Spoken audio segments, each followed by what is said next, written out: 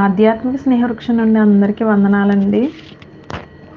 సర్వజనులకు రక్షణార్థమైన మహోన్నతుని విద్య Bible వాక్యము సంఖ్యాకాండము 6వ అధ్యాయము.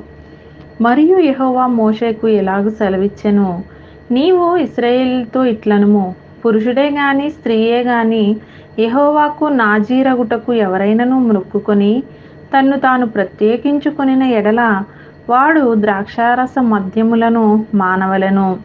ద్రాక్షారసపు చిరకనైనను మద్యపు చిరకనైనను త్రాగవలదు. ఏ ద్రాక్షారసమునైనను త్రాగవలదు. పచ్చివి గాని ఎండినవి గాని ద్రాక్ష పండ్లను తినవలదు. అతడు ప్రత్యేకముగా నుండు దినములన్నీయు పచ్చికాయలే గాని పైతోలే గాని ద్రాక్షవల్లిన పుట్టినదేదియు తినవలదు. అతడు నాజీరగుటకు మొక్కుకొనిన దినములన్నిటిలో మంగళ కత్తి అతని తల మీద వేయవలదు. అతడు యెహోవాకు తన్ను తాను ప్రత్యేకించుకొనిన దినములు నెరవేరు వరకు అతడు ప్రతిష్ఠితుడై తన తల వెంట్రుకలను ఎదగనీయవలెను. అతడు యెహోవాకు ప్రత్యేకముగా నుండు దినములన్నిటిలో ఏ శవమును ముట్టవలదు.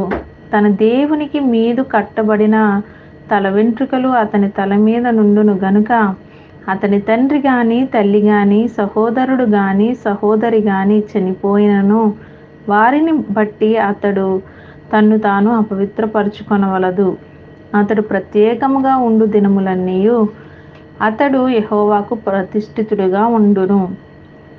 ఒకడు అతని యొద్ద హఠాత్తుగా చనిపోవుట వలన ప్రత్యేకముగా ఉండువాని తల అపవిత్రపరపబడిన ఎడల అతడు పవిత్రపరపబడు దినమున అనగా 7వ దినమున తన తల గొరిగించుకొనవలెను. 8వ దినమున అతడు 2 తెల్ల గువ్వలనైనను 2 పావురపు పిల్లలనైనను ప్రత్యక్షపు గుడారము యొక్క ద్వారమునొద్దనున్న యాజకుని యొద్దకు తేవలెను. అప్పుడు యాజకుడు ఒకదానితో పాప పరిహారార్థ బలిని 2వ దానితో దహన బలిని అర్పించి వాడు శవము ముట్టుట వలన పాపి అయినందున వాని నిమిత్తము ప్రాయశ్చిత్తము చేసి ఆ దినమున వాని తలను పరిశుద్ధపరచవలెను. మరియు తాను ప్రత్యేకముగా ఉండు దినములను మరలా యెహోవాకు తన్ను ప్రత్యేకించుకొని అపరాధ పరిహారార్థ బలిగా ఏడాది గొర్రెపిల్లను తీసుకుని రావలెను. తన వ్రత సంబంధమైన తల వెంట్రుకలు అపవిత్రపరపబడెను గనుక మునుపటి దినములు వ్యర్థమైనవి. నాజీరు ప్రత్యేకముగా ఉండు దినములు నిండిన తరువాత వాని గూర్చిన విధి ఏదనగా ప్రత్యక్షపు గుడారం యొక్క ద్వారమునొద్దకు వాణ్ణి తీసుకుని రావలెను.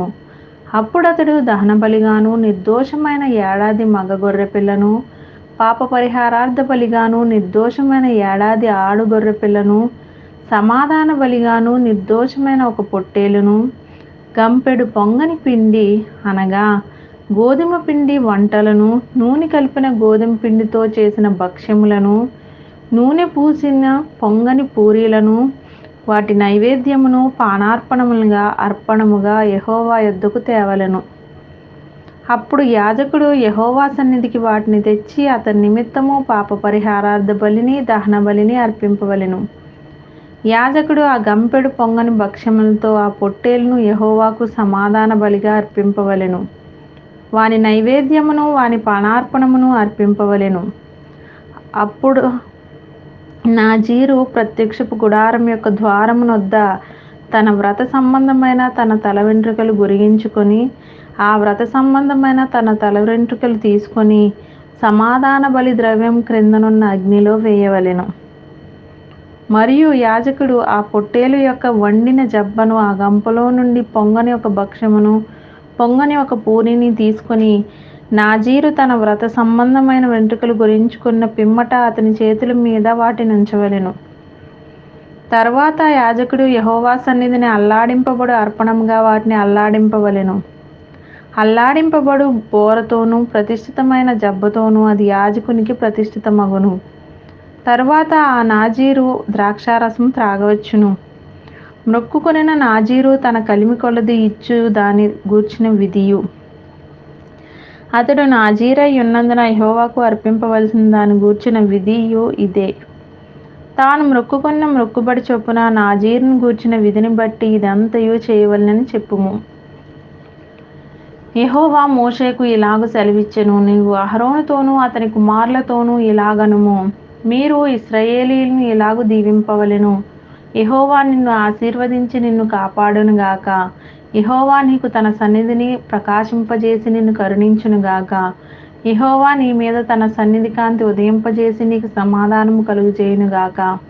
అట్లు వారు ఇశ్రాయేలీయుల మీద నా నామమును ఉచ్చరించుట వలన నేను వారిని ఆశీర్వదించెదను. ఈ మాటలు విన్న వారందరినీ దేవుడు దీవించి ఆశీర్వదించునుగాక. ఆమేన్.